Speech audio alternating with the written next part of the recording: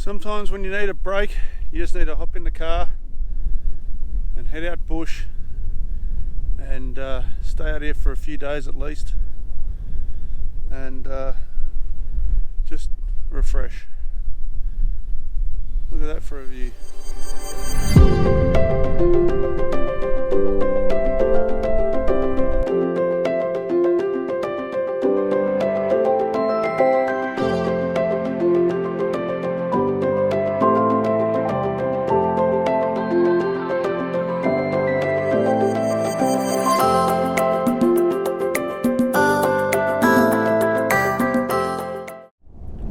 We just left Elchbutting Rock after having a look around and staying there overnight. We're just heading south. We'll go close to Westonia. I might call in there. They've set that town up quite nicely, so I've heard, as just a bit of a heritage sort of thing. This time of the year out here is just starting to wrap up seeding or planting of the wheat, canola, things like that. So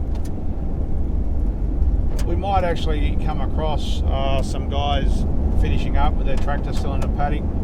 So if I get a chance, I might stick the drone up and take some video. Especially out here, there's some nice, it's really flat red country out here, and it looks really nice when there's a tractor working the ground. So we've got a bit of a trek south. I'll just turn off this road down here to the left, and that should take us dead south, and should take us past Westonia. So we're coming up to a place called Warralakan. I don't know what's here, probably not much. Probably a wheat bin or an old ghost town. So this is the receival point or wheat bin at Warralakan, and this looks like an old railway, cast iron railway water tank, and it might be an old railway water tank, but looks like it's still in use. Looks like it's got modern fittings. Looks like it's reasonably well maintained. So if it was an old railway tank, they're continuing to use it. So for those that don't know, this is where farmers come and dump their grain into these open pits, and then they put tarps on them. And sometimes there'll be a covered in receiver, like if you see right down the end there. That one there is one of the original covered in, and they just dump it on grids. Run it out to conveyor belt, runs it out to where they unload it into the big stackers that they put up. There's a stacker actually down over there. So let's have a look at the old hall since we're here, and then we'll head off. So yep, she's made out of corrugated iron, just an original town hall where they would have had events and dances and school end of school plays and things like that. Looks like she's locked.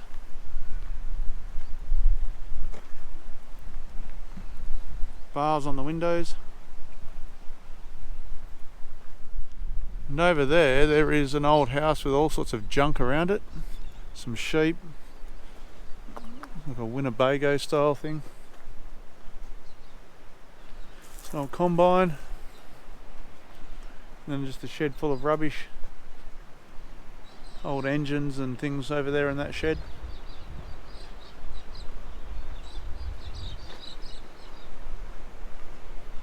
So not much here anymore. So I just stopped. I'm going to show you something you very rarely see these days, to be honest. Out in farming, farmers are very, very good at looking after the land and making sure that it can produce, and producing land is healthy land. And every now and again things can go wrong, and just going to show you this field here and what's happening. So as you can see, I don't know if you can hear this because it's pretty damn windy. I was hoping to get the drone up today, but may not be able to do it. It is blowing an absolute gale, and you can see the dust coming off that paddock. And once it starts, you'll never get it to stop. It's just one of the funny things. Once the surface gets smooth, you'll never stop it. And I would say this has been seeded, and it's you'll have a look at it and it's just blowing, and once it starts, yeah, like I said, it doesn't stop. So have a look at this.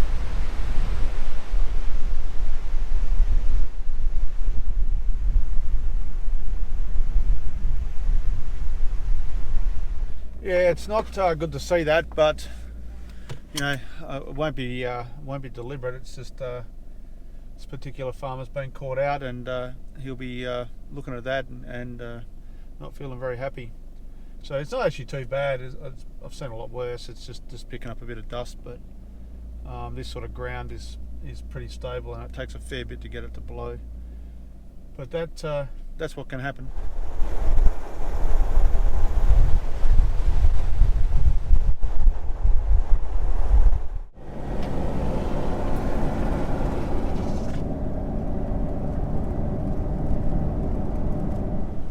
So we're not far from Westonia and Mount Edna Mine, or the Edna Mine is just down here about 12 k's, but here is a giant water tank, and along the edge of the road and over here there's a transfer pipe, but there's a big bore field in here that supplies water to the mine, and there's bores all the way along. This is all farmland, and there's bores that fill up this tank, and then it's transferred to the mine on the other side of the road.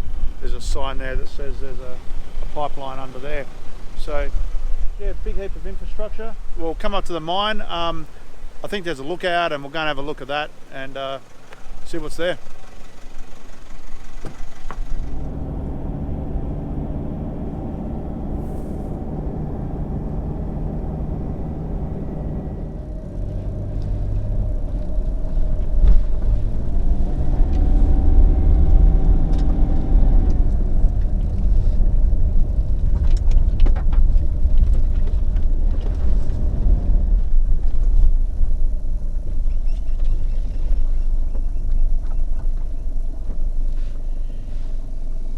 So this is the Badallan Soak. So over there's actually a dolomite mine, I believe, is where they get a lot of dolomite from for farming. They spread it on the farmland. And here is the actual well or soak. Quite a well constructed one. Doesn't look to be very deep anymore. Probably was stock. Yeah, water, just general water. Oh, convict labourers, so it goes back a fair way for expeditions out here for exploring. And a little bit about Moondyne Joe. So yeah, just a little. I've heard about this because of the dolomite mine, but they've made it into a little bit of a tourist attraction. Okay, so I'm going to go to Westonia, then I might have to duck back into Meriden. I might have to go and pick up a couple of alternators, not for me, but for, as I said earlier, we got farms that I'm going to stay at, and sounds like we've got a problem. We need some alternators, so I'll see what the deal is with that, and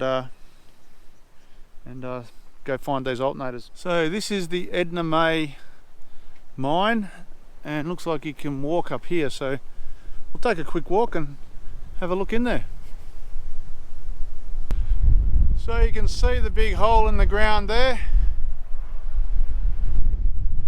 And then over to the left is the mill and all the infrastructure. We'll get up the end here. It's pretty windy, and hopefully we can see more. You can see a mill. If you look right over, can I point to it? There somewhere, there's a mill going around.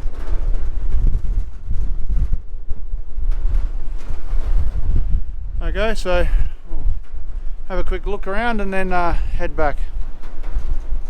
Okay, so that's the mine. We had a bit of a look, read the plaque.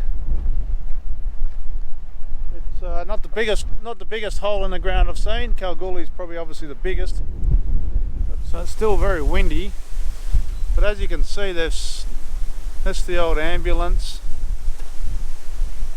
fire station, a little gallery, cafeteria, and that's the main street with a palm tree. There's a community resource centre over there. There's a mine head thing there. Lots of old heritage style stuff, nicely put together. One of the old graders they used to use. You imagine grading roads these days with that, winding up and down.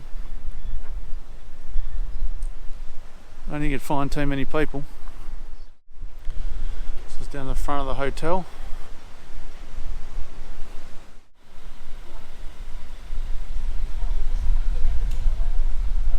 So unfortunately that was just getting closed as I got there, so I'll come back and have a look at that. But as you saw, I just poked the camera in there. It's a little setup, sort of little museum, and I'll definitely come back and take a look.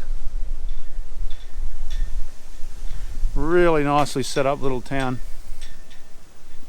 Obviously the advantage they have here is they do have the mine and they have that economy. You know, and even this obviously is just a facade, but keeps it looking quite neat. There's an old battery here.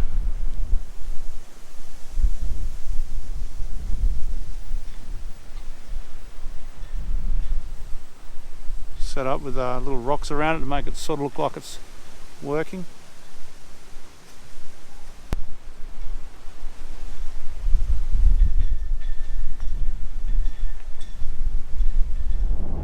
So just coming into Mukinbudin, to just behind the heavies or the transport inspector guys. Coming into Mukinbudin to pick up this alternator. I might as well pick up some fuel when I'm here. I should have enough to get all the way back to Perth, but since I'm here at the BP, I'll pick up some fuel, I'll get some lunch, just to save making it, and pick up the alternators and head out. I'm going to head out through Burracoppin, and that will put me through the wind farm, and it's pretty windy, so I'm not too sure if they'll have them going or stopped or what, but it's a pretty big wind farm, so that'll be on our way. Okay, I've got the alternators, there they are there, 2 of them. Now I've just got to get them out to put my stuff in my fridge. So we're heading south of Mukinbudin. Just behind the camera I can see the wind farm turbines. Normally when I would have gone this way I would have turned off to Narrabeen, but we're going to keep on going straight through to South Burracoppin and then probably turn right, maybe follow the railway line down to Monty. Used to be an old school there that we used to do sports against when I lived out this way. And just have a look through the back there. Haven't been through that way for a little while, and we'll see what's there to look at and then make our way down to this farm.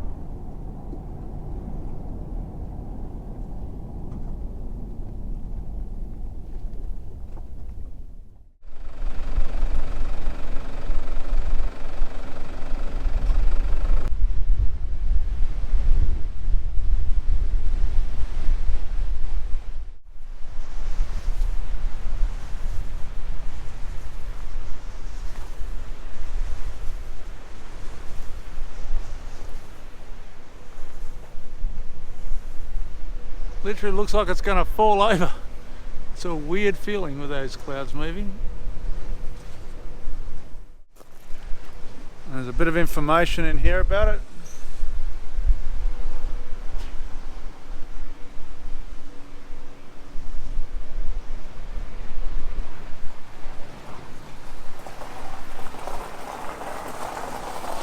And here's a map of all the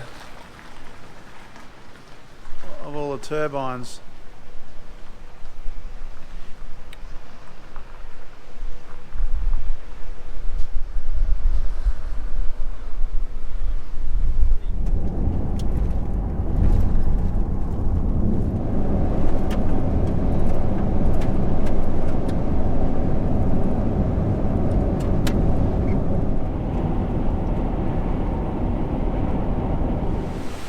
So it's got goddamn horrible. But this is Muntagin, and Muntagin Primary School, which is gone, but I used to come here and play sport years ago, and there was a school just here, and I remember walking around this quadrangle and there was some buildings over there. Oh, it's horrible. All of a sudden it's stormy. So yeah, some of it's still here.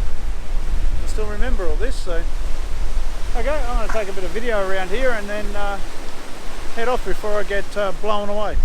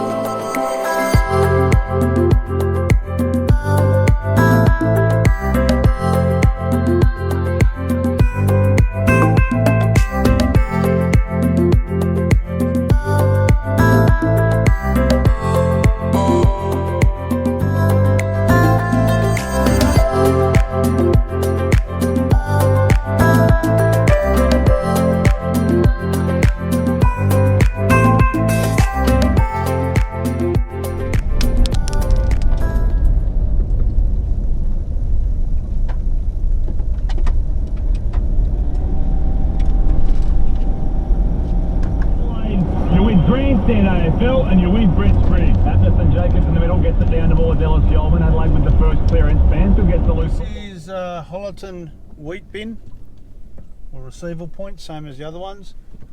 I'm about as far east as you can go directly east of Perth and still be in the Wheatbelt. You can see the end of the Wheatbelt here. This is out where the family's farms are around this area, south, and my uncle's out east here. This is where, just out of interest, this is where the Prado really comes into its own with big tanks. Once I left Meriden heading down this way, there's nowhere to get fuel. So I won't get fuel until I get back closer to civilization. Probably Narrabeen will be the first place I can probably get fuel if I go back that way. So it's good to have a good 1200 k's of fuel when you go exploring out here. So just down here is where the farm is, and that's where we'll stop and see what we're going to do with these alternators, whether they're going to go on. It's raining at the moment, so we'll see where this machine is. Coming into the farm and see where everyone is.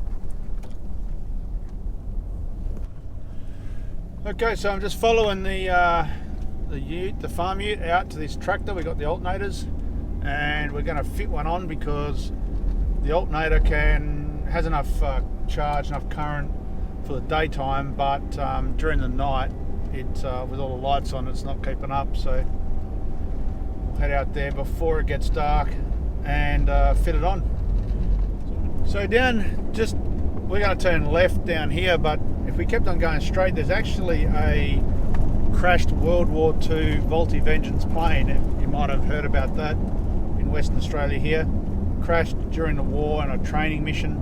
It was cloudy, they got lost and ran out of fuel and bailed out, and one guy walked all the way back to farms, probably about 50 k's southwest, and one guy's never been found. He's still somewhere obviously out here, and the plane wreckage is still in there, and you can go in and take a look. So that's straight off the end of here. We're we're as far east as you can go in the Wheatbelt, directly east of Perth, basically, in Western Australia. And we used to go out there as kids when I lived out here and get all the 303 bullets out of the machine gun belts. And I've still got a whole bunch of the old 303 bullets that I've been going to give to the Air Museum, but I keep forgetting about it. So we're just turning in to the farm, to the truck, and this will take us up to where the tractor is, somewhere on this block.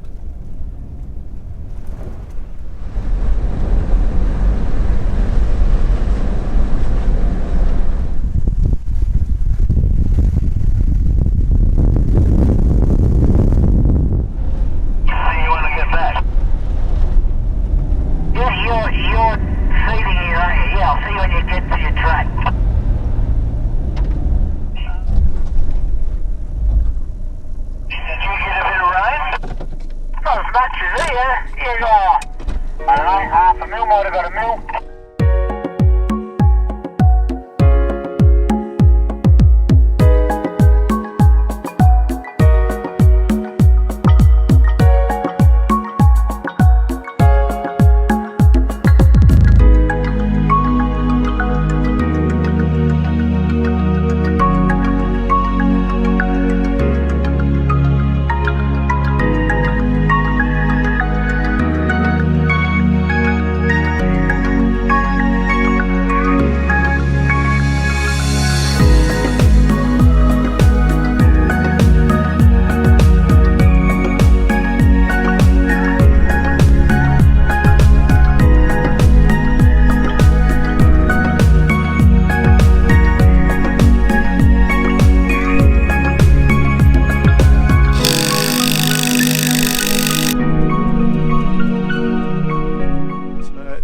Tractor. She's a bit of an old girl these days. And triples, the flexicoil, and the cart that has all the grain and fertilisers on the back, and rice tyres specifically to stop compaction, allow the wheat to grow up. And this tractor's got auto steer, so the lines are dead straight and super accurate. It basically drives itself.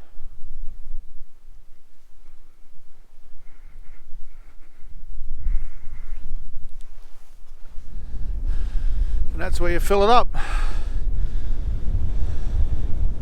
And you can see there as it come up, you can see the grain in the slot there as he stopped. So she's a bit dusty in here. She's been a dry year. There's the auto steer. It's a Trimble TMX.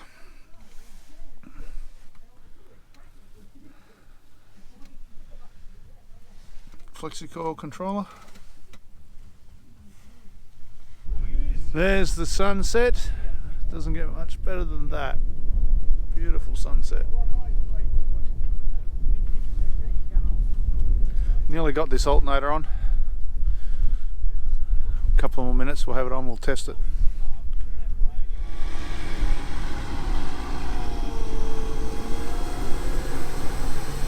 There we go.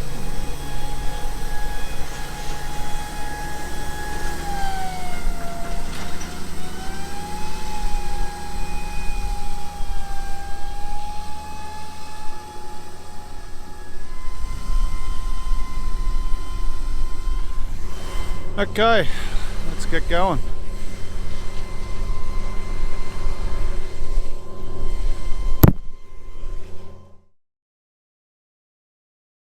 Okay, it's the morning and I'm just heading back to the city, but before I go, see there's the one of the tractors there. It's the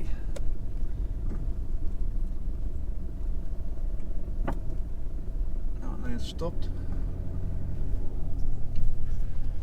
And I'm just going to make my way back to the city, but before I go, I'm going to go and have a look. When I was just a kid out here and we were clearing farms, and at the start of all this, I used to live in an old decked out MTT bus, and that was home for some time. So it's out here somewhere in a scrap heap, and I'm going to go and try and find it and see what condition it's in. I guess it's been, well, how old am I? It's, I don't know, a long time, probably 35 years plus, probably 40 years since I've lived in. I was only a baby when I lived there. So we'll go and take a look at that and see what it is like.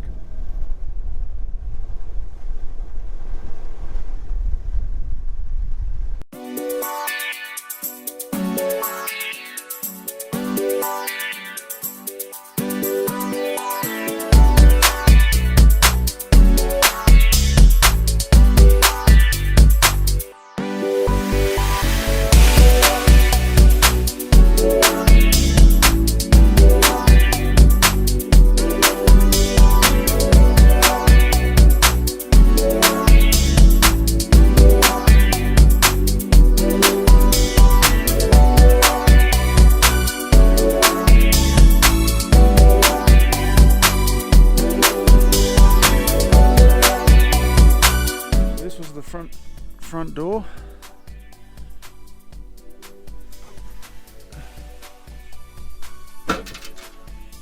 And that was my bedroom, up where the driver sat when I was a kid. I don't know how good this floor is. Not very good. And then the kitchen and bathroom and everything was down here. Here is the old part of the kitchen. There's the plumbing. There's not too many people these days say they started out life in an old MTT bus out in the middle of nowhere. I think this here is interesting. This here is the remnants of an old Nissen Hut that used to have the fertiliser in it. As you can see, all the white stuff's old fertiliser. So that was an old Nissen Hut from back when this farm was getting cleared. So typical farm scrap heap. That's an old KL something 250 Kawasaki. Oh, there's an old KLR. Jeez, I didn't even know that was here. Oh, I've got a KLR, it's the old Kickstart version.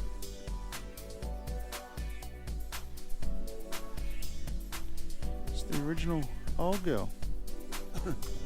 So, nothing like a little bit of nostalgia to finish off a trip. I really like looking at all that old stuff. Remembering where I used to be and as a kid and all that. Good fun.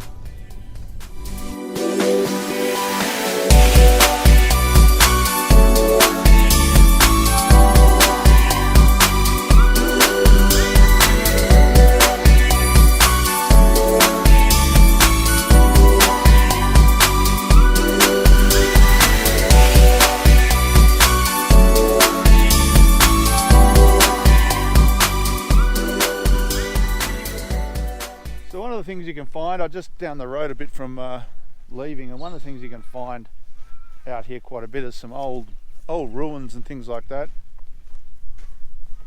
and it's pretty interesting stuff. So here's one. This was a pioneer farmer, and they've just sold this or walked off at some point, and these guys are called this is road, and yeah, you can scavenge through all this and find all sorts of interesting bits and pieces. You can see there's a house here, it's all falling down, and then as you go around you can see all sorts of old bits of farm machinery. There's a shed here, and inside here this would have been some sort of little workshop.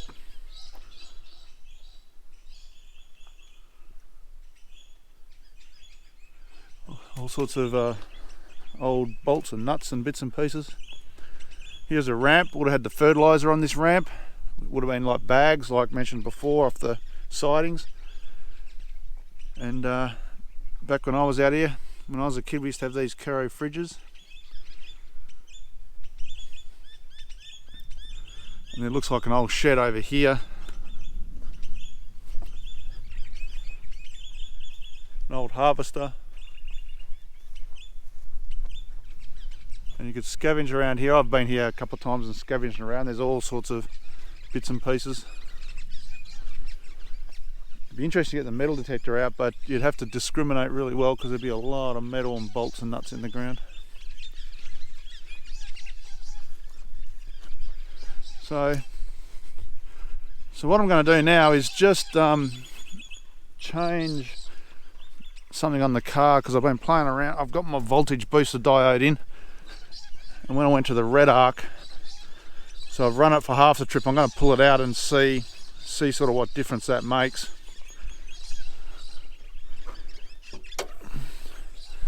So let's get that out.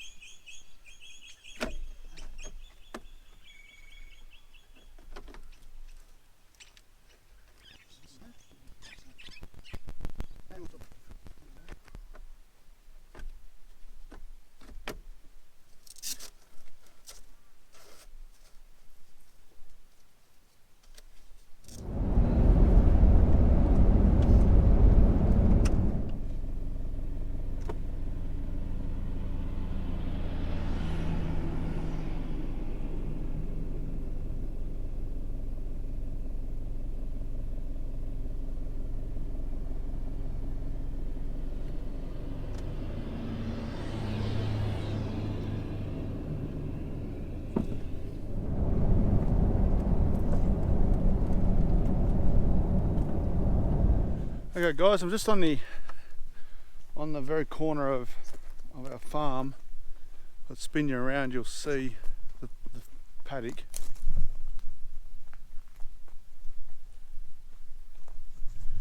And I remember from years ago, before we had this farm, a guy settled it and didn't make it and left. And I always used to find bits and pieces of what looked like a sort of a house or a shack on this corner. So I've got the go find, a little metal detector that I'd carry around in the car for just this occasion, and we'll go out and see if we can find anything. So I've got the little go find, got him set up, and let's see if we can find something worth digging for. You can see there's a little bit of glass there, just there near the edge. Evidence that there's someone lived here.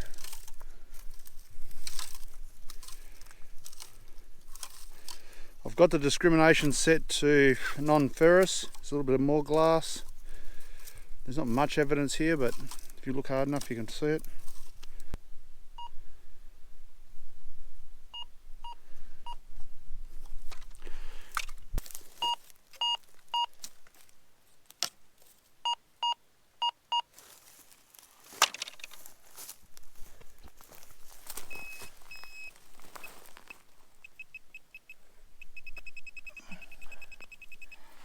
I don't know guys if you've seen these things, well, I guess most people have a metal detector, these pinpointers. They're unreal, especially my little detector's just a cheapie.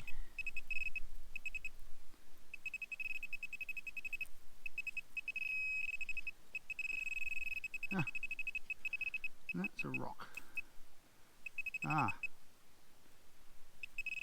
There it is. I'll bring you over.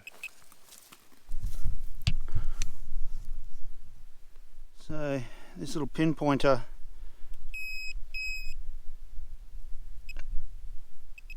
you can see it just there. If you have a look at that, what's poking out there,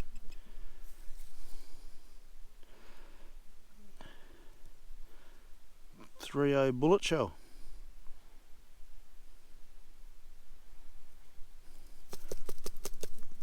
I know it's a .30 because it's a rimmed, and I know that's the caliber.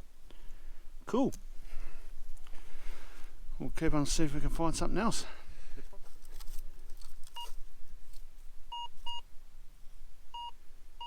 So it was just here somewhere. Found it right on the top already. It's a shotgun, part of it, the brass bit of a shotgun shell, 12 gauge. Okay, some of the bits and pieces: 2 .30 shells, a shotgun shell, 3 nails, and this old stub axle. And I might go to another place on the way home, a place where when we used to clear the farm, lived in these old Indian Army tents under some trees, and I've found some old stuff there just on the surface, so I might duck in there. It's pretty early still, so we might give that a crack. Okay, we'll get back on the road. Okay, on our way.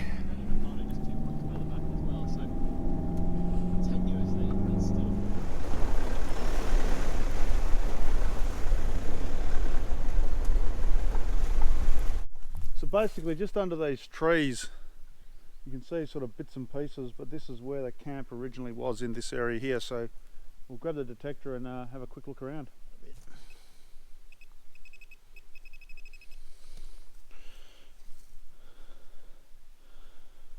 There we go.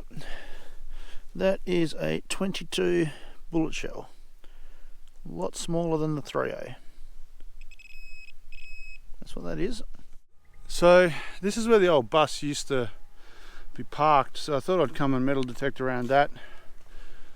Used to be parked just alongside here, and that old shed used to be partly a house as well back in the day, and there's a bathroom in there, and we parked the bus effectively through here and used that shower and bathroom that was part of that house, that shed, which that part of it was house and that part of it was shed. So I had a quick look around, come up with, this must have done a lot of shooting back in the day, because it's a 22 Magnum, and I'd say that is most likely 243 rounds that have hit the dirt hell of a hard. They were close to each other, so it might even be the same. It might even be a 3.0, but it looks like it's a hollow point, so it's probably a 243, just all deformed, because we've got a 243. So there is some old camps. I'm just going to go a back way out and go past an old camp and have another couple of minutes, and then head off.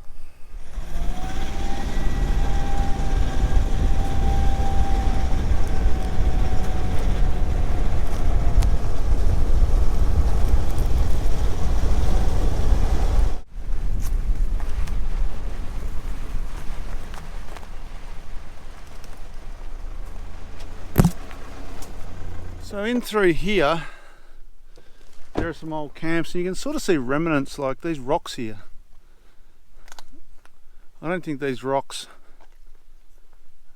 are here naturally. They may be, no, yeah, hard to say, but I don't think they're there naturally. And there's also some remnants of a camp in there. So let's grab the metal detector and go and take a look.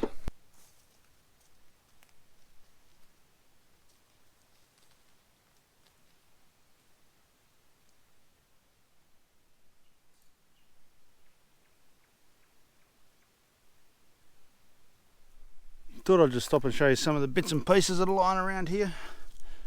A lot of non-ferrous, so it's hard to discriminate out. Well, obviously this is on the surface, but what's underneath? Lots of little sort of brass things. There's a copper head gasket, like a little piece of head gasket like that. Some sort of tube spanner. That's an old bicycle crank, bicycle brakes. Fitting, hydraulic fitting. There's more metal. Old muffler. Like maybe handlebars off a bike. Old leaf spring. Over here, there's an old battery. The old terminal sticking out the top like they used to in the old days.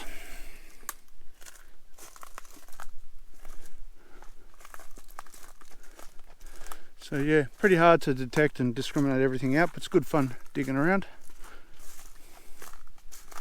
It's interesting to spend some time and try and work out exactly where the work area was and the living area. I don't know where to start to find out who this was. There must be some records somewhere. There's an old car rim. Okay, well, I'm going to grab the detector and start heading home. Back in the car and off we go.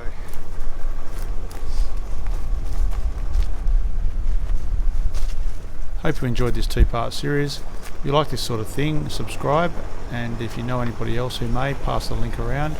It's good to see that view count and subscription count up.